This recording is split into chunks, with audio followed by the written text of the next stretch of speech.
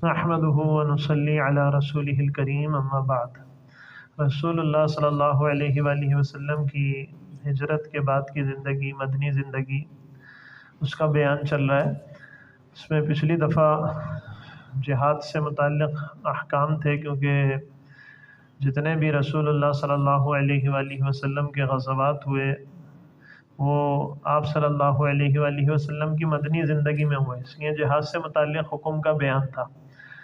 اور غزوہ اور سریہ، اس کی آپ کو تعریف بھی بتائی گئی تھی۔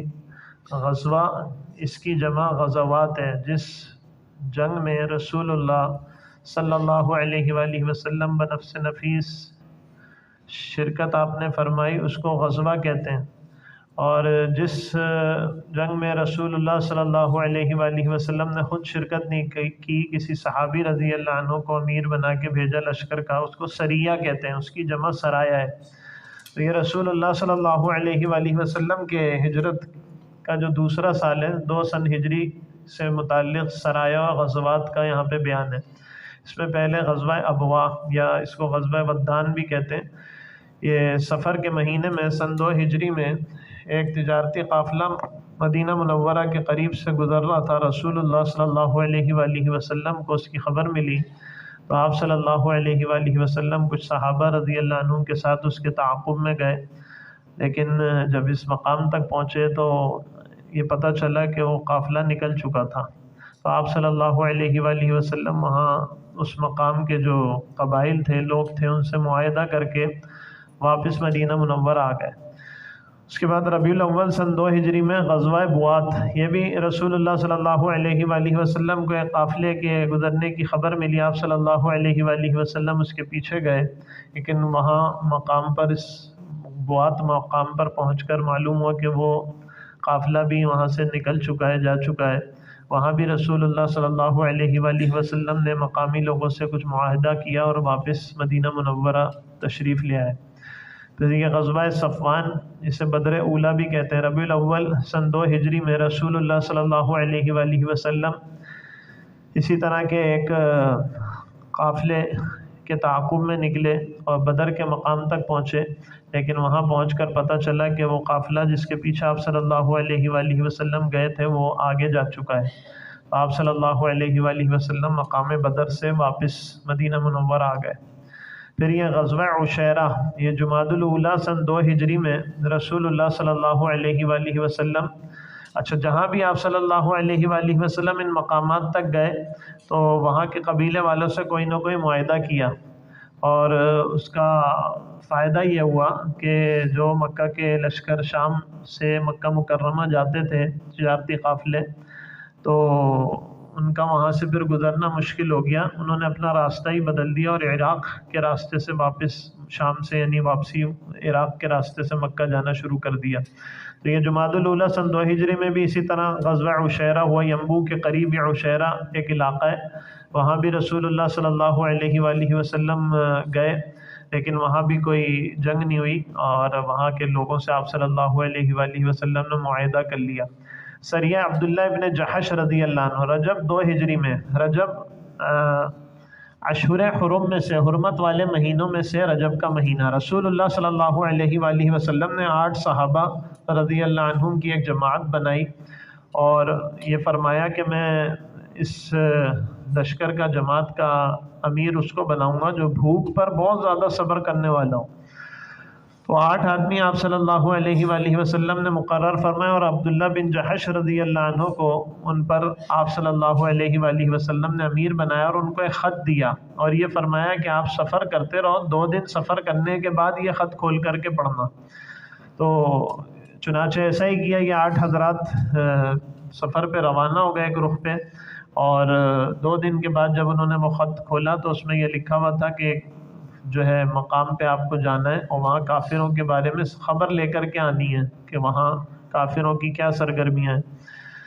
تو اور یہ بھی لکھا ہوا تھا اس میں، جو ان 8 آدمیوں میں سے واپس آنا چاہے تو اس کو روکا نہ جائے۔ عبداللہ بن جحش رضی اللہ عنہ نے جب یہ خط پڑھ کے سنایا دوسرے ساتھیوں کو تو انہوں نے سب نے کہا کہ ہم آگے جانے کو تیار ہیں۔ جس مقام تک جانے کا لکھا تھا وہاں گئے تو وہاں سے کچھ کفار گزر رہے تھے، تو وہ ان کو دیکھ کے مسلمانوں کو 8 صحابہ رضی اللہ عنہم کو ذرا گھبرائے، تو انہوں نے اپنے سر وہاں پہ مونڈنا شروع کر دیے۔ تو وہ یہ سمجھے کہ عمرے سے واپس آ رہے ہیں، ان کو ذرا اطمینان ہو گیا۔ پھر انہوں نے آپس میں مشورہ کیا کہ کیا کیا جائے، یہ تو مکہ جا کر یہ کافر جو ہیں یہ فتنہ مچائیں گے اور ان کو ایسے نہیں چھوڑنا چاہیے۔ بہرحال یہ بات طے ہوئی وہاں کے اس وقت کے حالات دیکھتے ہوئے کہ ان سے مقابلہ کیا جائے۔ چنانچہ ان 8 حضرات نے ان سے مقابلہ کیا، ان میں سے ایک کافر مارا گیا، 2 کو انہوں نے گرفتار کر لیا۔ اور رسول اللہ صلی اللہ علیہ وآلہ وسلم کو جب اس بات کی خبر ملی تو آپ صلی اللہ علیہ وآلہ وسلم نے فرمایا کہ میں نے تو تمہیں صرف حالات کا جائزہ لینے کے لیے بھیجا تھا، لڑنے کے لیے نہیں کہا تھا۔ اچھا، جب کافروں نے یہ دیکھا، یہ بات خبر سنی، تو انہوں نے بھی بہت شور مچایا اس پر کہ رجب کا مہینہ تو حرمت والے مہینوں میں سے، اس میں تو جنگ ویسے ہی نہیں کی جاتی ہے، ہمارے آدمی کو انہوں نے مارا، جنگ کی۔ تو پھر اس پر اللہ جل شانہ نے قرآن کی آیات اتاری۔ یسألونک عن الشہر الحرام قتال فیہ، کہ آپ سے یہ لوگ پوچھتے ہیں حرمت والے مہینوں میں قتال کے متعلق۔ قل قتال فیہ کبیر، آپ ان سے کہہ دیجئے ان مہینوں میں قتال کرنا تو بہت بڑی چیز ہے، لیکن وصد عن سبیل اللہ، اللہ کے راستے سے روکنا، وکفر بہ، اور اس کا انکار کرنا، والمسجد الحرام، اور مسجد حرام سے روکنا، واخراج اہلہ منہ، اور مکے والوں کو مکہ سے نکالنا، اکبر عند اللہ، یہ تو اللہ کے نزدیک اس سے بھی بڑی چیز ہے۔ والفتنۃ اکبر من القتل، اور فتنہ یہ قتل سے بھی زیادہ بڑی چیز ہے۔ وہ کافر تو چونکہ فتنہ مچاتے ہیں، تو فتنے کو ختم کیا کافر کو مار کے۔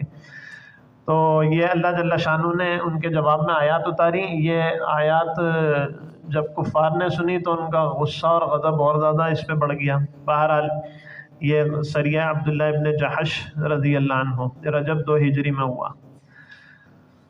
اس کے بعد یہ غزوہ بدر کبریٰ، جو بہت ہی مشہور اسلام کا پہلا بڑا غزوہ ہے، اور اس کو یوم الفرقان بھی کہتے ہیں، کہ اس نے حق اور باطل کے درمیان اس غزوے کے ذریعے سے، اس جہاد کے ذریعے سے فرق ہوا۔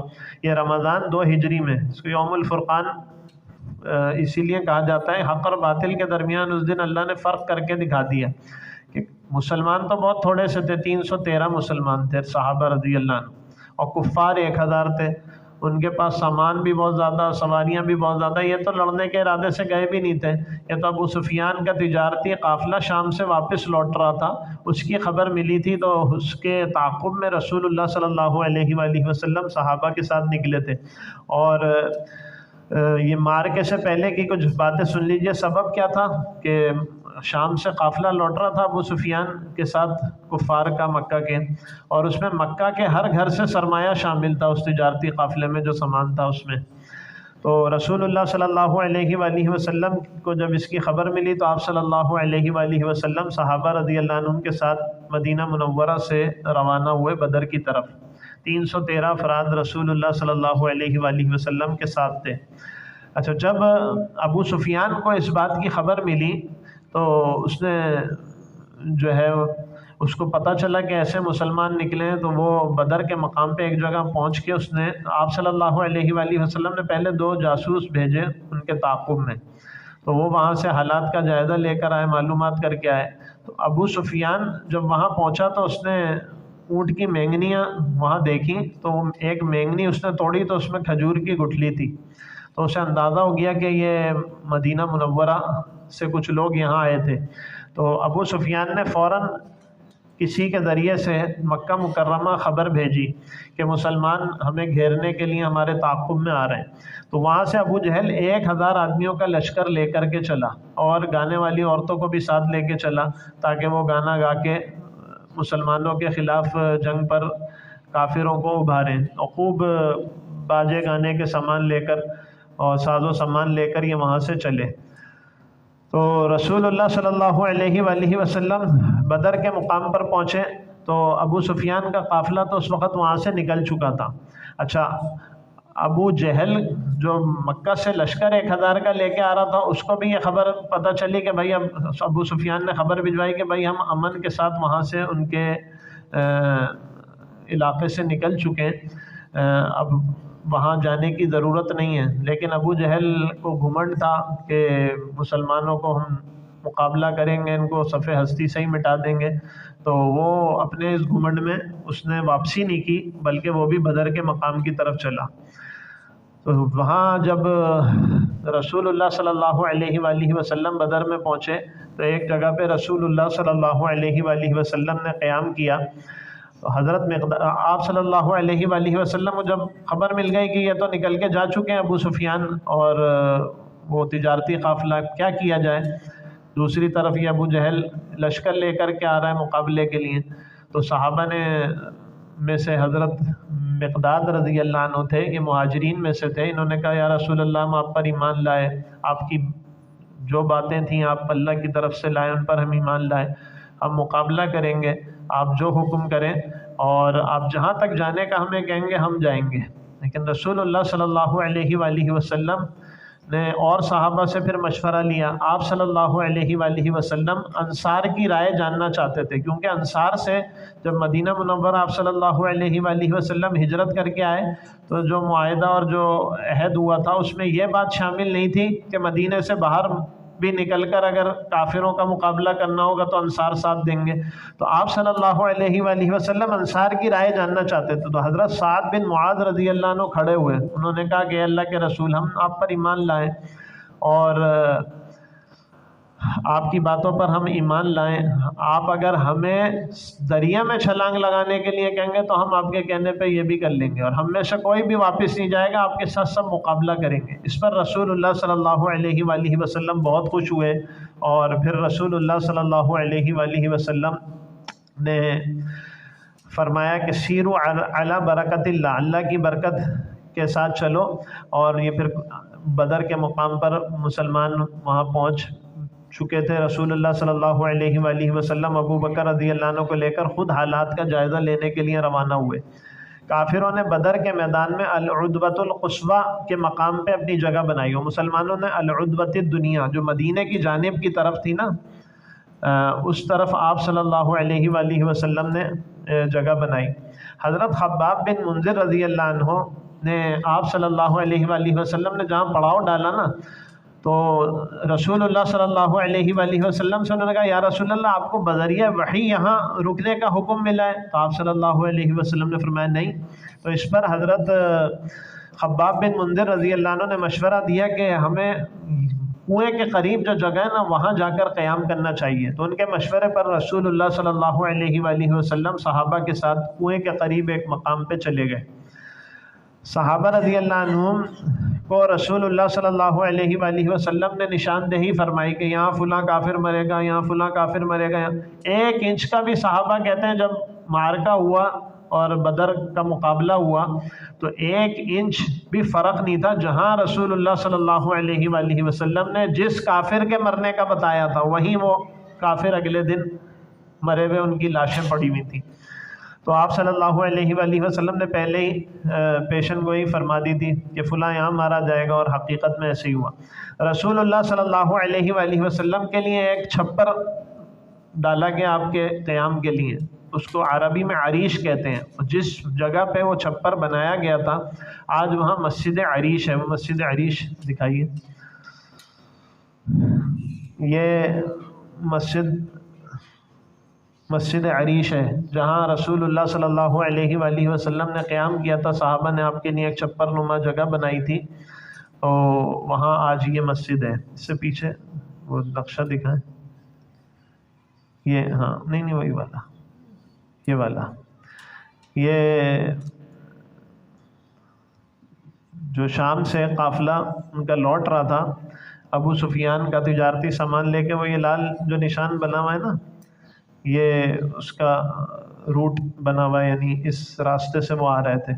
اور مکہ سے جو قریش کا لشکر آیا ابو جہل کے ساتھ، وہ یہ نیلی والی جو ہلکے نیلے رنگ کی لکیر ہے اس راستے سے آیا، اور مسلمان جو مدینہ منورہ سے آئے وہ جو اورنج رنگ کا نشان بنا ہوا ہے مدینہ سے بدر تک کا، تو اس راستے سے صحابہ رضی اللہ عنہم اجمعین رسول اللہ صلی اللہ علیہ وآلہ وسلم کے ساتھ آئے۔ اب یہ کافروں اور مسلمانوں کی فوجی قوت کا موازنہ اب اس میں دیکھیے مسلمانوں کی تعداد 313، کفار کی 1000، کیا تناسب بنتا ہے جسے ریشو کہتے ہیں 1:3۔ اور گھوڑے مسلمانوں کے پاس صرف 313 آدمیوں کے پاس 2 گھوڑے تھے اور کافروں کے پاس 100 گھوڑے تھے، کیا ریشو بنا بھائی؟ 1:50۔ اونٹ مسلمانوں کے پاس 70، کفار کے پاس 700، کتنا بڑا فرق ہے۔ اب اگر ایک عقل پرست آدمی یہ دیکھے تو وہ تو دیکھ کے یہ جب سنے گا یا دیکھے گا تو کہے گا کہ تو چند منٹوں میں مسلمانوں کو فارغ ہو جانا چاہیے، لیکن اللہ جل شانہ جس کے ساتھ ہو جاتا ہے تو اس کے مقابلے میں کوئی ٹھہر نہیں سکتا۔ کافر ہے تو شمشیر پہ کرتا ہے بھروسہ، مومن ہے تو بے تیغ بھی لڑتا ہے سپاہی۔ اور رسول اللہ صلی اللہ علیہ وآلہ وسلم نے اس رات اگلے دن مقابلہ ہونا تھا، مسلح پہ رات گزاری اور اللہ جل شانہ سے دعا کی کہ اللہ یہ مسلمان خالی ہاتھ ہیں، ان کے پاس سامان نہیں ہے، آپ ان کی مدد کیجئے، ان کے پاس سواریاں نہیں ہیں، آپ ان کی مدد کیجئے، اگر یہ مسلمان ختم ہو گئے تو روئے زمین پر آپ کا نام لینے والا کوئی نہیں رہے گا۔ رسول اللہ صلی اللہ علیہ وآلہ وسلم، ابو بکر صدیق رضی اللہ عنہ فرماتے ہیں میں نے کئی مرتبہ آپ صلی اللہ علیہ وآلہ وسلم کو بدر کی جنگ والے دن دیکھا جا کر، تو آپ صلی اللہ علیہ وآلہ وسلم دنیا سے بے نیاز اللہ سے آہو زاری میں مشغول تھے۔ معرکے کا آغاز ہوا اور سب سے پہلے کافروں کی طرف سے 3 آدمی آئے، ولید، عتبہ اور شیبہ، اور آگے انہوں نے میدان میں کہا حل من مبارز، آمنے سامنے دونوں لشکر ہیں۔ پہلے طریقہ کار یہی ہوتا تھا، چند لوگ آتے تھے پھر سارے ایک دم گتھم گتھا ہو جاتے تھے۔ تو 3 آدمی کافروں کی طرف سے آئے، انہوں نے کہا حل من مبارز، ہے کوئی ہمارا مقابلہ کرنے والا؟ تو مسلمانوں کی طرف سے 3 انصار صحابہ رضی اللہ عنہم آئے، تو ان کافروں نے جو 3 تھے، عتبہ، شیبہ، ولید، انہوں نے کہا بھائی ہمارا تم سے مقابلہ نہیں ہے، ہمارا تو ان مہاجرین سے مقابلہ ہے، ان کو بھیجو۔ پھر رسول اللہ صلی اللہ علیہ وآلہ وسلم نے حضرت علی رضی اللہ عنہ، حضرت حمزہ رضی اللہ عنہ، حضرت عبیدہ رضی اللہ عنہ، یہ 3 حضرات کو بھیجا۔ ان میں سے 2 حضرات حضرت حمزہ اور حضرت علی رضی اللہ عنہ نے تو اپنے مد مقابل کو قتل کر دیا، اور جو عبیدہ رضی اللہ عنہ تھے ان کے جو مقابلے پہ تھا، ان سے جب ان کا مقابلہ ہوا تو دونوں نے ایک دوسرے کو زخمی کیا، تو اس تیسرے کو بھی پھر حضرت علی اور حضرت حمزہ رضی اللہ عنہ نے مل کر قتل کر دیا، اور اپنے یہ زخمی ساتھی حضرت عبیدہ رضی اللہ عنہ کو اٹھا کر واپس لے آئے۔ پھر جو ہے عام جنگ شروع ہو گئی، معرکے میں تیزی آئی، اور پھر خوب مقابلہ ہوا۔ اللہ جل جلالہ عم نوالہ نے مسلمانوں کی مدد فرمائی، اور فرشتے بھی اللہ جل شانہ نے اس موقع پر اتارے۔ وہ تصویر دکھائی ہے، جس پہاڑ پر وہ مٹی کا ایک ٹیلہ ہی ہے، ریت کا، آپ میں سے جو حضرات بدر گئے ہوں گے، ہمارا الحمدللہ بدر جانا ہوا تھا کافی سال پہلے، تو یہ ریت کا ایک ٹیلہ ہے، ریت کے ٹیلے تو ہوا سے اپنی جگہ بدل دیتے ہیں، یہ پورا ریت کا ٹیلہ ہے، ریت ہی ریت ہے، یہ کوئی سخت پہاڑی پتھر نہیں ہے یہاں پہ، بالکل جو ہے نا باریک قسم کی ریت ہے، لیکن یہ آج تک اپنی جگہ نہیں بدلتا یہ جگہ، اور اس پر آج بھی اگر آپ جا کر کے دیکھیں گے، اللہ جل شانہ سب کو لے جائے، بار بار لے جائے، تو آج بھی ایسا لگتا ہے اس ریت کے ٹیلے پر نور برس رہا ہے۔ فرشتے اللہ جل شانہ نے اس مقام پہ کہا جاتا ہے کہ اتارے تھے۔ یہ جبل ملائکہ ہی اس کا نام پڑ گیا، فرشتوں کی پہاڑی، کہ جہاں اللہ جل جلالہ عم نوالہ نے مدد کے لیے مسلمانوں کی فرشتے اتارے تھے۔ تو بہرحال اللہ جل شانہ نے مسلمانوں کی مدد فرمائی، اور 70 کفار اس میں مارے گئے، اور 14 صحابہ رضی اللہ عنہم اس میں شہید ہوئے۔ شہدائے بدر کے نام بھی ہوں گے ایک جگہ۔ بدر کے مقام پر ہی ایک قبرستان ہے، ابھی یہ قبرستان بھی دکھائیے پیچھے، یہ بدر کے شہداء کی قبریں ہیں، اور ظاہر ہے اب تو یہ قبرستان بڑا ہو گیا، بدر کے شہداء کے نام بھی وہاں ایک سنگ مرمر کا کتبہ لگا ہوا ہے وہیں بدر کے مقام پہ، تو وہاں پہ یہ شہدائے بدر کے نام بھی لکھے ہوئے۔ وہ دکھائیے بدر کے، ایک اور تصویر ہوگی اس سے پہلے، یہ اس طرح بدر میں آمنے سامنے مشرکین اور مسلمان ایسے مقابلہ ہوا ان کا۔ وہ پیچھے عریش الرسول صلی اللہ علیہ وسلم لکھا ہے نا، جہاں رسول اللہ صلی اللہ علیہ وآلہ وسلم کے لیے چھپر ڈال کے جگہ بنائی گئی تھی، جہاں آج مسجد عریش قائم ہے۔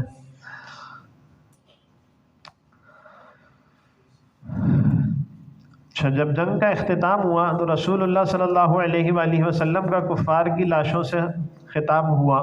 آپ صلی اللہ علیہ وآلہ وسلم نے ایک کنویں میں ان سب کو ڈھکیل کر، جو مر گئے تھے کافر، سب کو ایک کنویں کے اندر ان کی لاشیں پھینک دی گئیں۔ وہاں رسول اللہ صلی اللہ علیہ وآلہ وسلم تشریف لائے اور اس کنویں کے اوپر کھڑے ہو کے آپ صلی اللہ علیہ وآلہ وسلم نے ان کفار سے کلام کیا۔ کیا فرمایا؟ یا فلان ابن فلان، یا فلان ابن فلان، ان سب کے نام لیے۔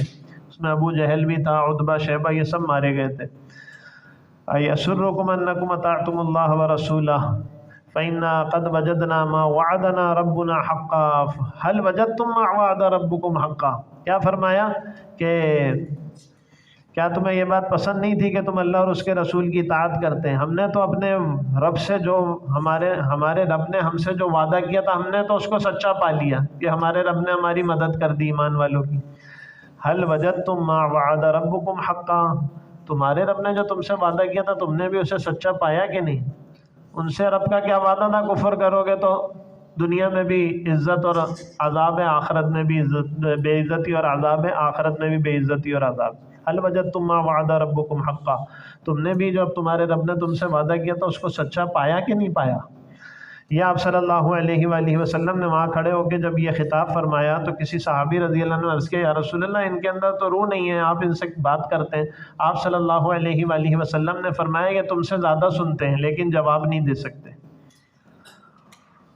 اچھا، مدینہ میں فتح اور مکہ میں شکست کی خبر۔ رسول اللہ صلی اللہ علیہ وآلہ وسلم بدر سے واپس ہوئے، مدینہ میں فتح کی خوشخبری دینے کے لیے حضرت عبداللہ ابن رواحہ اور حضرت زید ابن حارثہ رضی اللہ عنہ، یہ دو حضرات کو بھیجا۔ مکہ میں شکست کی خبر خیثمہ بن عبداللہ نے دی، اور وہاں جا کر جب یہ بتایا کہ قریش کے سرداروں میں سے ابو جہل، عتبہ، شیبہ یہ سب مار دیے گئے، تو مکہ کے تو گھر گھر میں کافروں کے، مشرکین کے گھروں میں کوہرام مچ گیا۔ 70 آدمی ان کے مارے گئے اور 14 صحابہ رضی اللہ عنہم شہید ہوئے۔ اچھا، بدر کے معرکے کے بعد کیا ہوا؟ قیدیوں کے ساتھ کیا سلوک ہوا؟ جو کفار گرفتار ہوئے مسلمانوں نے ان کے ساتھ کریمانہ برتاؤ کیا۔ کیا کریمانہ برتاؤ کیا؟ خود بھوکے رہ کے ان کو کھلایا، خود بھوکے رہ کر ان کو کھلایا۔ پھر رسول اللہ صلی اللہ علیہ وآلہ وسلم نے مشورہ کیا صحابہ سے کہ کیا کیا جائے، تو حضرت عمر رضی اللہ عنہ نے مشورہ دیا کہ اللہ کے رسول، یہ پھر جا کر کے فتنہ مچائیں گے، کافروں کے ساتھ مل کے ان کو قتل کیا جائے۔ حضرت ابو بکر صدیق رضی اللہ عنہ نے کہا، یا رسول اللہ، ان کو فدیہ لے کے چھوڑ دیا جائے۔ تو بہرحال رسول اللہ صلی اللہ علیہ وآلہ وسلم نے ان میں سے بعض جو پڑھے لکھے تھے ان کو تو اس کام پہ لگایا کہ وہ مسلمانوں کو تعلیم دیں، اور جو لکھنا جانتے تھے، پڑھنا جانتے تھے، تو اور بعض کو فدیہ لے کے چھوڑ دیا گیا۔ تو یہ کریمانہ برتاؤ ان بدر کے قیدیوں کے ساتھ کیا گیا۔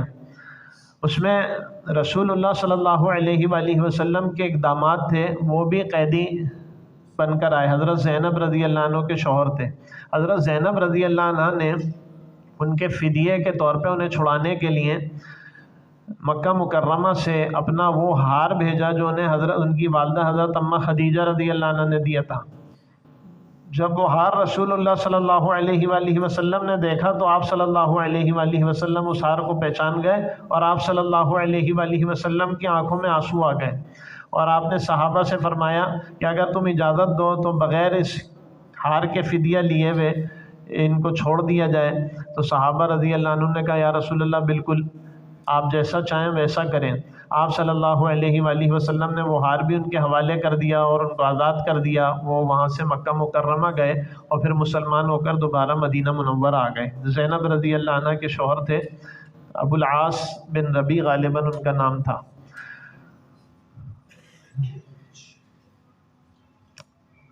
اچھا، یہ بدر کے بعد غزوہ بنو قینقاع شوال 2 ہجری میں مدینہ منورہ میں یہود کے 3 قبیلے آباد تھے۔ ایک تو بنو قینقاع تھا، ایک قریظہ تھا، اور ایک بنو نذیر۔ تو قبیلہ بنو قینقاع مدینہ منورہ سے قریب ایک یہودی قبیلہ تھا جو بہت مالدار بھی تھا اور بہت خطرناک بھی تھا۔ ان کے محلے میں ایک یہودی دکاندار نے ایک مسلمان باپردہ خاتون سے بدتمیزی کی۔ کیا کیا؟ یہ لوگ سنار تھے، بنو قینقاع کے لوگ، تو وہ ان کی دکان پہ وہ عورت گئی مسلمان، تو باپردہ عورت تھی، اس عورت کا انہوں نے پردہ چہرہ کھولنے کی کوشش کی، اس نے انکار کیا، تو اس یہودی نے کیا کیا، غیر محسوس طریقے سے اس عورت کا کپڑا کہیں کسی جگہ سے باندھ دیا۔ جب وہ واپس پلٹنے کے لیے واپس ہوئی تو اس کا پردہ سرک گیا اور کھل گیا۔ اس عورت نے مدد کے لیے مسلمانوں کو پکارا تو ایک مسلمان نے اس یہودی کو قتل کر دیا، جس کے نتیجے میں وہاں جو یہود موجود تھے انہوں نے اس مسلمان کو قتل کیا۔ جب رسول اللہ صلی اللہ علیہ وآلہ وسلم کو اس بات کی خبر ملی تو آپ صلی اللہ علیہ وآلہ وسلم صحابہ رضی اللہ عنہم کے ساتھ بنو قینقاع گئے اور وہاں ان کا محاصرہ کر لیا۔ ان کا ایک قلعہ تھا، وہ اس میں سب بند تھے، اس قلعے کا رسول اللہ صلی اللہ علیہ وآلہ وسلم نے صحابہ نے محاصرہ کر لیا، اور ان کے بارے میں یہ فیصلہ ہوا کہ انہیں مدینہ سے نکال دیا جائے۔ پہلے تو ان کے جو حلیف ایک قبیلہ تھا اس کے ایک شخص نے آ کے رسول اللہ صلی اللہ علیہ وآلہ وسلم سے کہا کہ یا رسول اللہ ان کو معاف کر دیں۔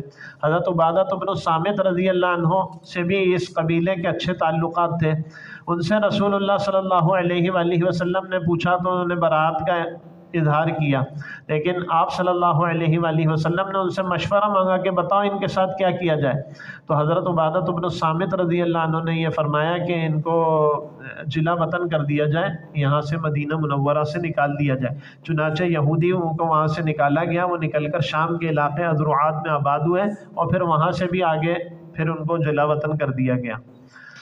تو یہ غزوہ بنو قینقاع۔ یہ غزوہ سبیق ذی الحجہ 2 ہجری میں، غزوہ بدر کے بعد ابو سفیان نے قسم کھائی کہ جب تک مسلمانوں سے بدلہ نہیں لے گا غسل جنابت نہیں کرے گا۔ تو ایک رات ابو سفیان نے کیا کیا کہ وہ خفیہ طور پر مدینہ آیا، یہود سے مدد مانگی، واپسی پر ایک چراگاہ پر حملہ کیا، وہاں ایک مسلمان کو بھی شہید کر دیا۔ رسول اللہ صلی اللہ علیہ وآلہ وسلم لشکر لے کر اس کے تعاقب میں نکلے، بنو سلیم قبیلے تک پیچھا کیا، وہ بھاگ چکا تھا اور اتنا بدحواس ہو کے بھاگا تھا تو اپنے ساتھ جو کھانے پینے کا سامان تھا، ستو وغیرہ، وہ ساری چیزیں بھی وہیں چھوڑ کر کے چلا گیا۔ عربی میں ستو کو سویق کہتے ہیں، اسی لیے اس غزوے کا نام بھی کیا پڑ گیا بھائی؟ غزوہ سویق پڑ گیا۔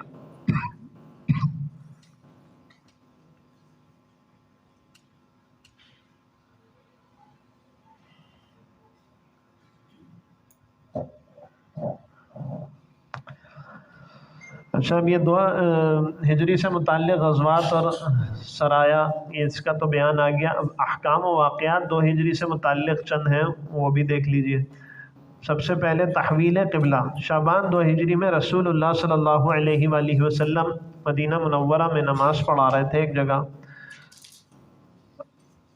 غالباً ظہر یا عصر کی نماز پڑھا رہے تھے۔ نماز کے دوران ہی اللہ جل شانہ کی طرف سے وحی آئی کہ آپ 16 یا 17 مہینے مدینہ منورہ میں رسول اللہ صلی اللہ علیہ وآلہ وسلم بیت المقدس کی طرف رخ کر کے نماز پڑھتے رہے۔ اس کے بعد پھر یہ ایک موقع پہ نماز پڑھا رہے تھے، سن 2 ہجری شعبان کا مہینہ تھا، تو نماز کے دوران ہی اللہ جل شانہ کی طرف سے وحی آئی کہ آپ اپنے رخ کو بیت اللہ کی طرف پھیر دیجئے۔ رسول اللہ صلی اللہ علیہ وآلہ وسلم دوران نماز ہی آدھی نماز بیت المقدس کی طرف رخ کر کے پڑھائی تھی، باقی حکم درمیان نماز میں آپ پر وحی آئی چکے، تو آپ صلی اللہ علیہ وآلہ وسلم نماز کے دوران ہی وہاں سے پھر کر بیت اللہ کی طرف رخ کر لیا۔ تو وہاں جو مسجد اس وقت ہے اسے مسجد ذو قبلتین کہتے ہیں، قبلتین مسجد قبلتین بھی کہتے ہیں، 2 قبلوں والی مسجد، وہ وہی مسجد ہے جہاں یہ واقعہ پیش آیا تھا نماز کے دوران، آپ صلی اللہ علیہ وآلہ وسلم پر وحی آئی تھی۔ فرضیت صوم، روزے کی فرضیت شعبان 2 ہجری میں ہوئی۔ رمضان المبارک کے روزے سے پہلے عاشورہ یعنی 10 محرم کا روزہ مسلمانوں پر فرض تھا۔ 10 محرم کا مسلمان صحابہ رضی اللہ عنہم روزہ رکھا کرتے تھے، لیکن شعبان 2 ہجری میں اللہ جل شانہ نے رمضان کے روزے فرض کر دیے، تو عاشورہ کے روزے کی فرضیت منسوخ ہو گئی۔ اب عاشورہ کا 9-10 محرم یا 10-11 محرم کا جو لوگ روزہ رکھتے ہیں، یا صرف 10 محرم کا بھی اگر رکھتے ہیں، عاشورہ 10 محرم کو کہتے ہیں، تو وہ روزہ مستحب ہے، کوئی رکھے گا ثواب ملے گا، نہیں رکھے گا کوئی گناہ نہیں۔ لیکن رمضان کے پورے مہینے کے 29 یا 30 روزے یہ فرض کر دیے گئے۔ پھر عید الفطر اور صدقہ فطر شوال 2 ہجری میں، ظاہر ہے جب مسلمانوں نے رمضان کے روزے ان پہ فرض ہوئے، روزہ رکھا، تو رمضان کے روزوں کے بعد اللہ جل شانہ نے یکم شوال کے دن مسلمانوں کو عید منانے کی اجازت دی، حکم دیا، اور اس کا طریقہ بھی بتایا کہ عیدگاہ میں جمع ہو کر 2 رکعت نماز پڑھیں اور مسلمانوں کے ساتھ ہمدردی اور خیر خواہی کا اظہار کریں کہ انہیں صدقہ فطر دیں۔